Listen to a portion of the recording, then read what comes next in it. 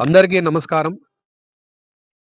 Doctor మూర్తి plant world viewers అందరికి కూడా హోలీ శుభాకాంక్షలు. హోలీ సందర్భంగా ప్రకృతితో పెనవేసుకున్నటువంటి ఒక మంచి విషయాన్ని మనం చెప్పబోతున్నాం. హోలీ పండగ, ప్రకృతి పండగ.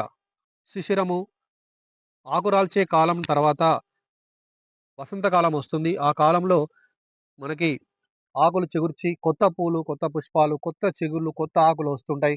కొత్త ప్రపంచం హరివిల్లులా కనబడుతుంది. కవులు, కళాకారులు వసంతాన్ని చాలా చక్కగా వర్ణించారు పద్యాలు, కవులతోని. ఆ సందర్భంగా గూడా మన భారతదేశంలో వసంత ఆగమనాన్ని మనం ఆహ్వానించే విధంగా మనం పండుగ చేసుకుంటాం. ప్రకృతితో పెనవేసుకునే పండుగ ఇది. మనం ఉగాది తీసుకున్నా గూడా అదే రకంగా ఉంటుంది. ఉగాది పండుగలో చేసే షడ్‌రుచుల పచ్చడి కూడా మామిడి, చింత గాని, లేకపోతే వేపాకు గాని అవన్నీ కూడా అంటే ఉగాది పండుగ రోజున మనకు ఆ కాలంలో అన్ని రకాల పుష్పాలు, ఆకులు అన్నీ అందుబాటులో ఉంటాయి. ప్రకృతితో పెనవేసుకుపోయే పండగది. ఆ రకంగానే హోలీ కూడా మనము వసంత కాలాన్ని, ఆగమనాన్ని ఆహ్వానించే ఒక వసంత కేలి అని అంటాము. కేలి అంటే పండగ, ఒక ఆట. అదెట్లా ఉండాలి? ప్రకృతితో అనుసంధానమై ఉండాలి. అంటే మన భాషలో చెప్పాలంటే కాంటెంపరరీ‌గా ఈకో ఫ్రెండ్లీగా ఉండాలి. అంటే ప్రకృతిని విధ్వంసం చేయకుండా ఉండాలి. ఎటువంటి కాలుష్యాన్ని కలగకుండా ఉండాలి. కానీ ఈ కాలంలో ఏమవుతుంది? సింథటిక్ ప్రొడక్ట్స్ వాడుతున్నాం. సింథటిక్ మనకు రంగులు చల్లుకుంటున్నాము, పౌడర్స్ చల్లుకుంటున్నాము, లిక్విడ్స్ చల్లుకుంటున్నాము. అది మంచిది కాదు. అవన్నీ కూడా కార్సినోజెనిక్. మనకు రకరకాల వ్యాధులు కలుగజేస్తాయి. చర్మ అలర్జీలు కలుగజేస్తాయి. ముక్కుల్లో, కళ్ళల్లో, నోట్లో గనుక పోయినట్లయితే చిన్న పిల్లలకు గాని, రకరకాల అలర్జీస్ గాని, ప్రాబ్లమ్స్ గాని రావచ్చు. కొంతమందిలో కంటి చూపు కూడా పోయే అవకాశాన్ని మేము చూసడం జరిగింది. కాబట్టి వీటిని దృష్టిలో పెట్టుకొని ఈరోజు ప్రకృతితో అనుసంధానంగా మనం హోలీ ఎలా జరుపుకుంటుందో మనం చూద్దాము. మీరు చూసినట్లయితే హోలీ పండుగ సందర్భంలో మనకి ఈ సందర్భంగా ఈ ముఖ్యంగా డిసెంబర్, జనవరి, ఫిబ్రవరి, మార్చి మాసాల్లో ఈ 3 నెలల్లో కూడా హోలీ పండగ కోసమే విరబూసినట్టుగా ఉండేటువంటి ఫ్లేమ్ ఆఫ్ ద ఫారెస్ట్ గోగు పూలు లేదా మోదుగు పూలు లేదా మోత్క పూలుగా పిలువబడే తెలంగాణ, ఆంధ్ర ప్రాంతాల్లో పిలువబడేటటువంటి ఈ యొక్క అద్భుతమైన చెట్టు హోలీ పండగ కోసమే విరగబూసిందా అన్నట్టుగా ఎక్కడ పడితే అక్కడ మనకు కనబడుతుంది. చిట్టడవులు, గ్రామాల్లో గాని, రోడ్డు వైపులా గాని కనబడుతున్నాయి. చూసారు ఆ వీడియోలో అద్భుతమైనటువంటి రంగులతో కూడి ఉన్నటువంటి ఇది. మనకి బొటానికల్ పరంగా బ్యూటీ ఆఫ్ మోనోస్పెర్మ్ అని పిలుస్తాము. ఫ్యాబేసి కుటుంబానికి చెందిన అద్భుతమైన మొక్క. చాలా అందంగా ఉంటుంది. దీన్ని చూసి అగ్ని శిఖ అని పిలిచారు. దీనిని మామూలుగా ఫ్లేమ్ ఆఫ్ ద ఫారెస్ట్ అని వర్ణించారు కవులు. మీరు చూసినట్లయితే ఈ రంగులుంటాయి చూడండి, చాలా ఈకో ఫ్రెండ్లీ రంగులన్నమాట. వీటిలో ఆంతోసైనిన్స్, ఫ్లావనాయిడ్స్, కెరోటినాయిడ్స్ అనేటువంటి ఒక వర్ణ ద్రవ్యాలుంటాయి. మీరు చూస్తే క్యారట్ ఉంటుంది. క్యారట్ తింటాము. అందులో కెరోటినాయిడ్స్ ఉంటాయి.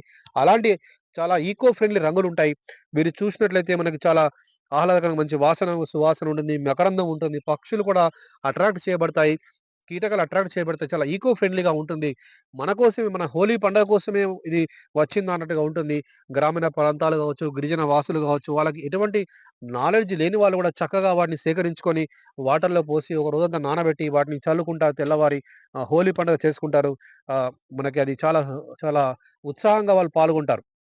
కానీ మనం ఎడ్యుకేటెడ్ గాని తెలిసిన వాళ్ళు మాత్రం ఇది వాడట్లేదు. ఎందుకంటే అర్బనైజేషన్ వల్ల గావచ్చు, పట్టణీకరణ, నాగరీకరణ వల్ల మనకి హైదరాబాద్, కరీంనగర్, వరంగల్, విజయవాడ, విశాఖపట్నం ప్రాంతాలు గావచ్చు, మనకెందుకంటే ఇవి దొరకవు గాబట్టి మనం వాడట్లేదు.